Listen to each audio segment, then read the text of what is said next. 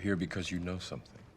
What you know you can't explain, but you feel it. The part of me, I've been having this internal conundrum, I suppose, where it's like, you know, I don't like that Donald Trump, I don't like Donald Trump, you know, for the most part. But I'm not, I always say this, I'm not crazy. I don't have Trump derangement syndrome. There's something wrong with the world. You don't know what it is, but it's there. I think he's funny. I think he's really funny. I think he's an excellent entertainer. I think he tells really great jokes. Like a splinter in your mind, driving you mad. But I feel like the president should be something else. They should be this sign of, you know, the best America can be. It is this feeling that has brought you to me. And that's where the conundrum comes in. While I wouldn't have wanted to choose someone like Trump, not my first choice, not at all. Who's going to get the nomination on the Democrat side? Literally none of them have started a business except for that crony Bloomberg guy. But that guy should not be even in the race or considered for the Democratic nomination. Do you know what I'm talking about? Bernie doesn't talk about his plan for prosperity.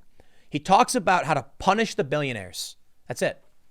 He's literally telling you that if he gets elected, you will see an economic net negative. That's bad news for everybody. And that's the big challenge.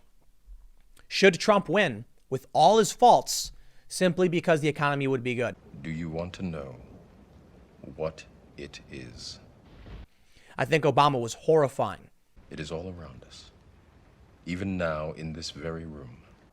Trump might withdraw from Afghanistan. Man, that would be huge. Unfortunately, no one can be told what the Matrix is.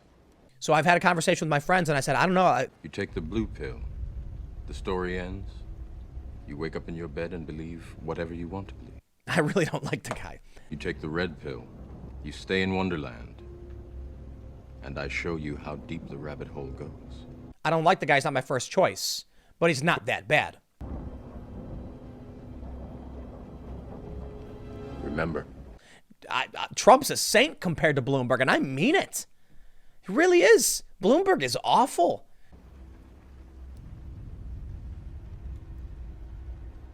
There's a couple factors where people have asked me, would you ever vote for Trump? The answer is absolutely. follow me. Hello, everyone. Welcome to NeoUnrealist. Yes, folks, you saw it there. Milquetoast, fence-sitter, beanie man himself, the ubiquitous commenter on all things political, topical, and currently happening, Tim Pool. It would appear that while he's not taken and swallowed the red pill, I don't want to mislead you, he hasn't put on the MAGA hat, but by his own description of his thought process, it appears that the beanie man is having a bit of a nibble at the red pill, just to sample the taste.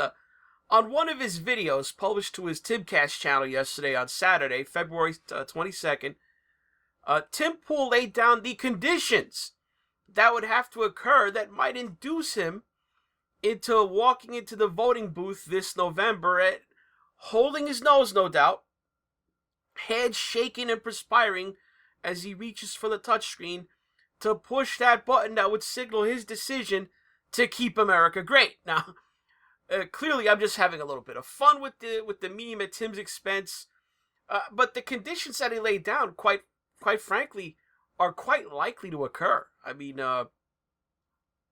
especially the foreign policy issues, where Tim his big thing seems to be getting out of Afghanistan, and the way things are looking, there might be a deal signed by the end of this month between the United States and the Taliban. So, I mean, that to me, that was the most unlikely thing to occur, because obviously the economy, which seems very important to Tim Pool, he's convinced that of all the candidates running in the election, that only Trump could keep things going the way they're going, at least among the people that have a chance to win. But, you know, despite the man being clearly to the left of me, and his steadfast, some might call it stubborn, refusal to come down off the fence, I probably watch at least one of Tim's videos every day.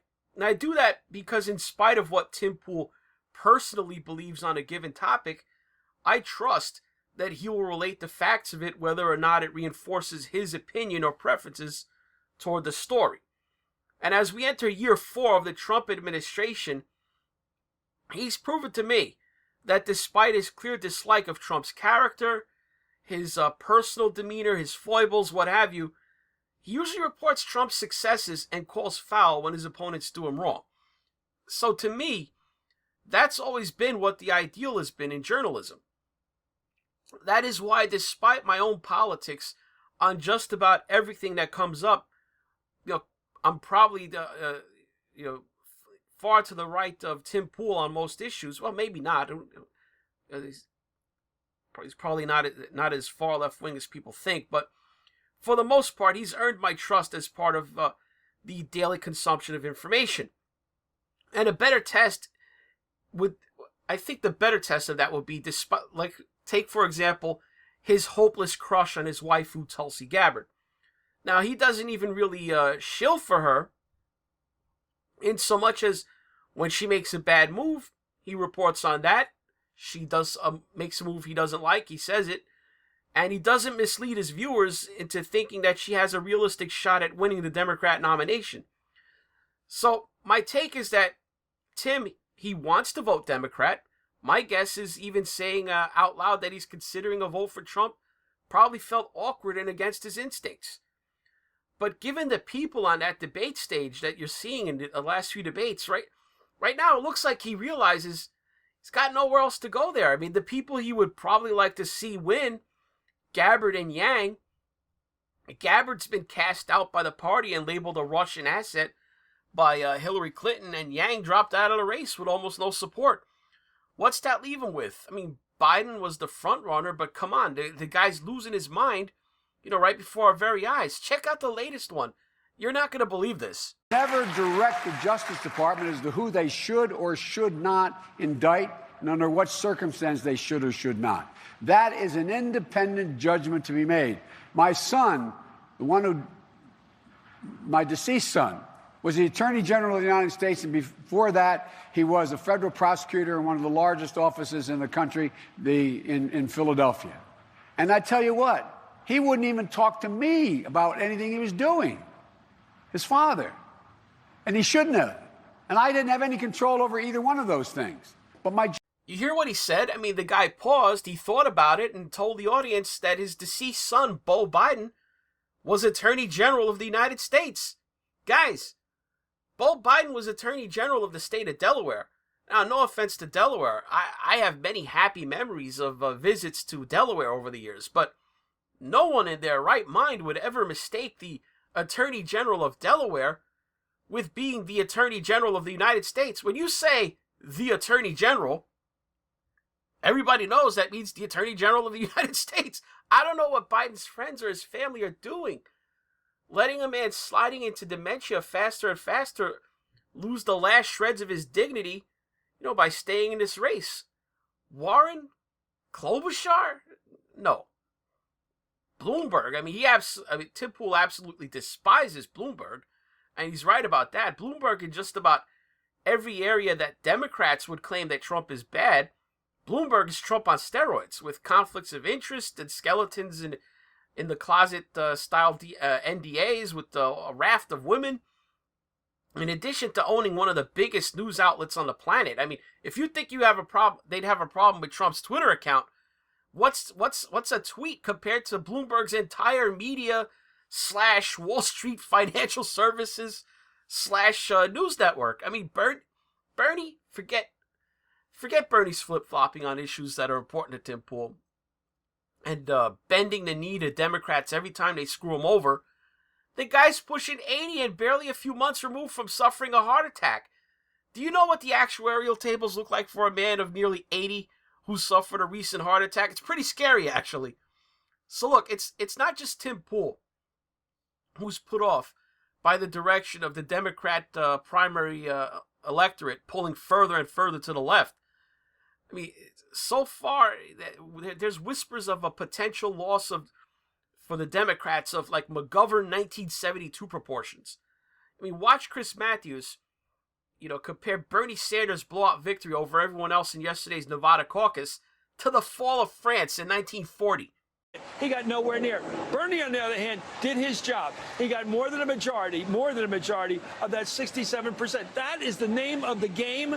It is pretty much over unless that changes. I was reading last night, Brian, I know you're a history guy too. I'm reading last night about the fall of France in the summer of 1940. And the general, Renault, calls up Churchill and says, it's over. And Churchill said, how can it be? You got the greatest army in Europe. How can it be over? He said, it's over. So I had that suppressed feeling. I can't be as wild as Carville, but he is damn smart, and I think he's damn right on this one. You heard that, people. He's comparing the socialist Bernie Sanders being on the glide path to having the most delegates of any candidate by the time the Democrat National Convention rolls around this summer in Milwaukee, to the Germans invading and occupying France.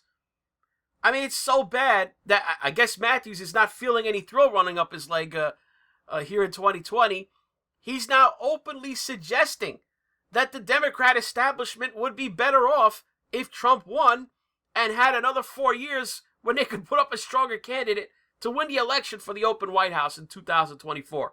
Out of left field. I'm wondering whether the Democratic moderates want Bernie Sanders to be president. I mean, that's maybe too exciting a question to raise. They don't like Trump at all. Do they want Bernie Sanders to take over the Democratic Party in perpetuity? Well, I mean, he takes it over. He sets the direction for the future of the party. Maybe they'd rather wait 4 years and put in a Democrat that they like. I mean, things are so bad that James Carville and Nicole Wallace are, remember, this is a news network, MSNBC allegedly, you know, doing election analysis. This is not like Sean Hannity, doing his opinion show. Just going off on these wild conspiracy theories with no bait that Vladimir Putin is the real winner after Bernie's Nevada win because everything is proceeding according to his design. The happiest person right now, it's about 1:15 Moscow time. This thing is going very well for Vladimir Putin. I promise you. He's probably staying up watching us right now. How you doing, Vlad? That's absolutely right. And James, there's reporting that that's exactly what the intelligence agencies think is going on. I mean, the Sanders campaign was briefed that Putin is helping him or plans to help him in the primary. Amazing. You see, no matter who wins, Putin has engineered it. Everything is proceeding as he's foreseen. You see, Putin is helping Bernie so that he can run against Trump as a straw man for President Trump to beat down in a fake election, in a blowout of 1984 Reagan over Mondale proportions. It's morning in Moscow again, I guess. Seriously, they pulled this almost 4 years ago now with Trump. Hell, we can't even keep it straight now, all the Russian assets that the Democrats have quote-unquote uncovered. What was there, Jill Stein? She's a Russian asset because she ran Green Party in 2016. Remember that? There's Donald Trump, of course. He's Putin's Manchurian candidate. There's Tulsi Gabbard. Remember Carville's boss, Hillary Clinton, said that Tulsi Gabbard's a Russian asset. And now Bernie Sanders. Yes, crazy Bernie. He's also in Putin's stable of American politicians. It's amazing how basically anyone that the Clinton establishment clique don't like, anyone who frustrates the ascension of their favorite candidate gets called a Russian asset or a dupe. It's almost as if one could detect a pattern here. So, of course, Tim Pool is toying with the possibility of learning to stop worrying and vote MAGA. He's like the Richard Gere character, Mayo, in that movie, An Officer and a Gentleman, when his drill sergeant finally breaks him and gets him to admit he's got nowhere else to go. I got nowhere else to go! That's all for this new Unrealist. If you want to help the channel, do me a favor. Hit like for this video, leave a comment below, mash down the subscribe button if you're not already subbed to the channel, and click on the notification bell beside it. Put it on the all setting to keep up with newer content. If you want to contribute directly to the channel or toss your hard-earned dollars into the tip jar, follow links below to Patreon, Subscribestar, or PayPal. Or if you watch this on BitChute, you can just click on the green tip pledge button on the video player. Most importantly, though, thanks for watching. I got nowhere else to go.